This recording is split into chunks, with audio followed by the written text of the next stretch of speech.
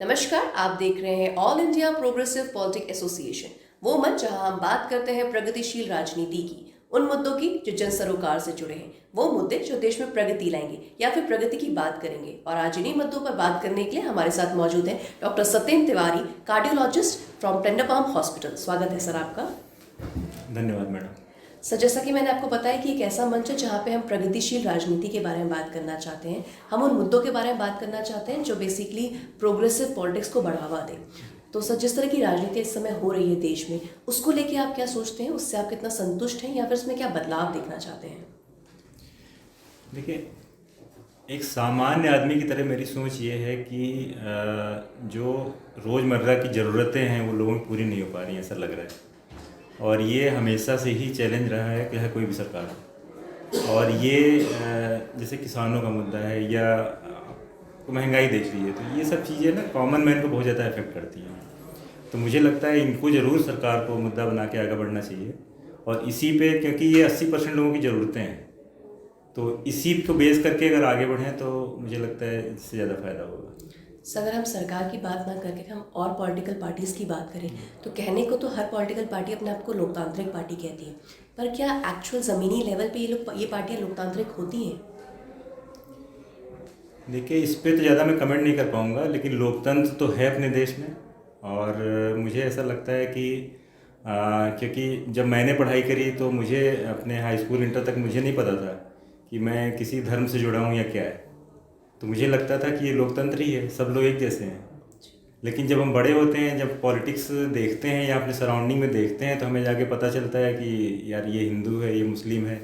और इसी तरह लोगों को लगता है कि पोलराइजेशन हो रहा है या जो सेग्रीगेशन हो रहा है। सर, क्योंकि अब विधानसभा चुनाव आने वाले हैं, तो देखा जाता है कि हर बार चुनाव आते आते कोई ना कोई एक राष्ट्रीय मुद्दा उठ जाता है या फिर भावनात्मक मुद्दा उठ जाता है। लेकिन जो वहाँ के स्थानीय मुद्दे होते हैं, जैसे कि हो गया रोड, हो गई सड़क, हो गया पानी, हो गया, ये सारे मुद्दे कहीं ना कहीं राजनीति से दूर हो जाते हैं। तो इसका दोषी आप किसको मानते हैं? ये जनता है जो अपने मुद्दों से भटक जाती है, या फिर ये राजनीतिक पार्टियाँ हैं जो उन्हें भटका देती हैं?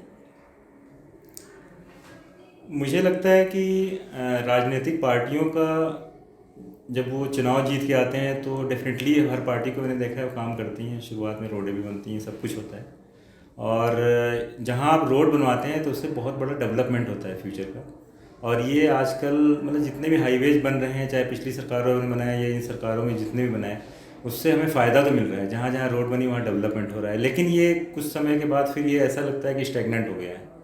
तो उसमें ज़रूर पब्लिक को सामने आना चाहिए, स्पेशली यूथ को, कि भाई अपनी चीज़ों को आप सामने रख सकें।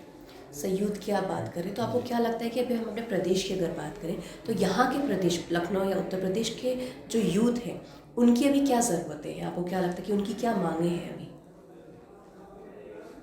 देखिए, मैं एज ए डॉक्टर अगर मैं देखूँ तो मेरे पास बहुत सारे बेरोज़गार लोग आते हैं। मतलब मेरी इवन हॉस्पिटल की फ़ीस के लिए पैसे नहीं होते हैं कई बार। तो मुझे लगता है एम्प्लॉयमेंट उनके लिए बहुत ज़रूरी है। बेसिक एजुकेशन, जिसकी कि अभी भी गांव गांव लेवल पे या कस्बों में काफ़ी ज़रूरत है। आई थिंक वो इंफ्रास्ट्रक्चर और लोगों को एजुकेट किया जाए, तभी वो समझ पाएंगे कि एक्चुअली उन्हें करना क्या है फ्यूचर में।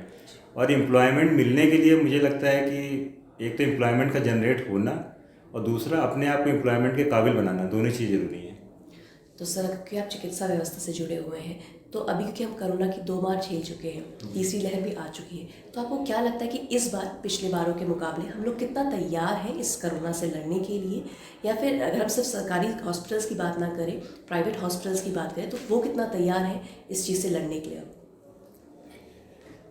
मैडम, कोरोना की अगर हम बात करें तो हम सब ने देखा कि सेकेंड वेव में काफ़ी मतलब बहुत सीवियर वेव थी और काफ़ी लोगों की डेथ्स हुई। क्योंकि पैंडमिक ऐसी होती है, आपका कितना भी इंफ्रास्ट्रक्चर हो, पैंडमिक में लोग इतने ज़्यादा बीमार होते हैं कि आप उसको हैंडल नहीं कर सकते। It's very difficult. Even developed countries में भी देखिए आप, तो वहाँ भी लोग परेशान हुए और आज भी परेशान हैं। हाँ, अब ऐसा लग रहा है देखते हुए जब से ओमाइक्रॉन वेरिएंट आया है कि कोरोना की जो रफ्तार तो तेज़ है, लेकिन मॉर्टेलिटी थोड़ी कम है पहले से। तो मुझे लगता है पैनिक नहीं करना चाहिए लोगों को। जो लोग घर में ठीक हो रहे हैं वो घर में ही, अगर उनको फीवर आ रहा है थोड़ा या खांसी आ रही है, तो घर में ही सिंपल रेमेडी लेके ठीक हो सकते हैं। उनको अस्पताल आने की ज़रूरत भी नहीं है। हाँ, जिनको ओल्ड एज के लोग हैं, जिनको कोमॉर्बिडिटी हैं, जिनको शुगर, बीपी या हार्ट की प्रॉब्लम, किडनी की प्रॉब्लम, उन लोगों को ज़रूर अगर ऐसी कोई इन्फेक्शन होती है तो हॉस्पिटल आना चाहिए तुरंत, और स्पेशली बच्चों में जो कि वैक्सीनेटेड नहीं है।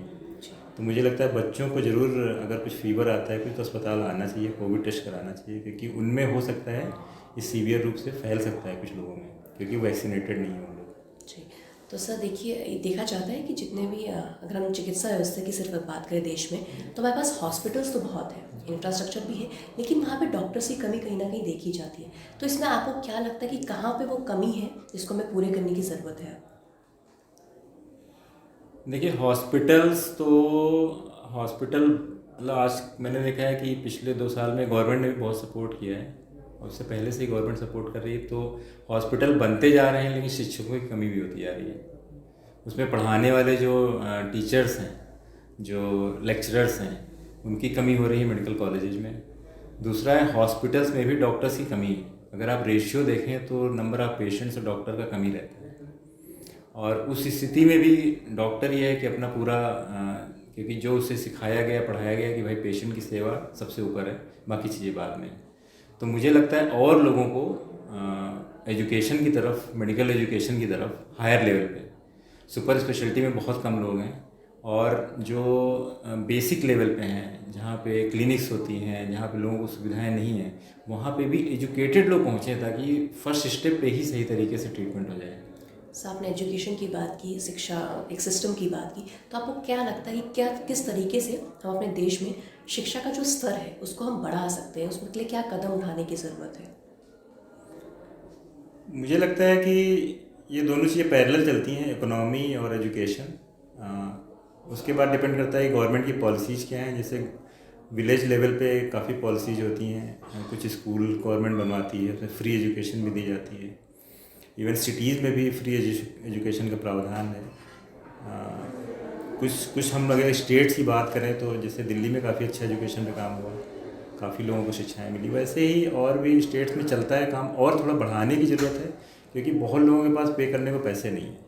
बहुत सारे गरीब लोग हैं जो पैसा पे नहीं कर सकते, उनको फ्री एजुकेशन देना चाहिए गवर्नमेंट को, बिकॉज ये हमारे वो बच्चे हैं जो यूथ बनेंगे कल को, और यही जो है गवर्न करेंगे आप। तो आप एजुकेशन ही नहीं दोगे तो क्या गवर्न करेंगे वो। तो सर, आने वाले विधानसभा चुनाव क्योंकि अब जैसे आ ही गए हैं, तो आपको क्या लगता है कि ऐसे कौन से मुद्दे हैं जिनको हमें सामने लाना चाहिए और उनको देख के हम अपने वोट का सही इस्तेमाल करना चाहिए? आपके हिसाब से वो मुद्दे कौन से होने चाहिए? देखिए, मेरे हिसाब से हेल्थ, जैसा हमने पैंडेमिक में देखा, हेल्थ बहुत इंपॉर्टेंट इशू हो गया है लोगों के लिए। जिससे मैं बात करता हूँ, आजकल लोग अपनी हेल्थ को लेकर कॉन्शियस हैं, और हेल्थ पे एक्सपेंडिचर अच्छा होना चाहिए। हेल्थ सेक्टर को अच्छा ग्रो करना चाहिए, चाहे प्राइवेट या गवर्नमेंट सेटअप में हो। डॉक्टर्स, नर्सेज और पेशेंट का रेशियो बढ़ाना चाहिए, जिससे कि जब कम पेशेंट पे ज़्यादा डॉक्टर होंगे तो ज़्यादा अच्छे से उनका इलाज भी हो पाएगा। और मुझे लगता है कि इकोनॉमी भी देश की बढ़ाने के लिए रोज़गार, मतलब फैक्ट्रीज़ हैं या और भी चीज़ें, रोज़गार बहुत सारे वे में होते हैं, तो वो डेवलप करने चाहिए, जिससे कि लोगों को रोज़गार मिले तो उनके पास पैसा आएगा, तब उनकी सोच सकारात्मक होगी और देश आगे बढ़ेगा। जी, धन्यवाद सर, आपसे बात करके बहुत अच्छा लगा। ये थे डॉक्टर सतेंद्र। हमारे चैनल से जुड़े रहने के लिए इसे लाइक, शेयर और सब्सक्राइब करना ना भूलें। धन्यवाद।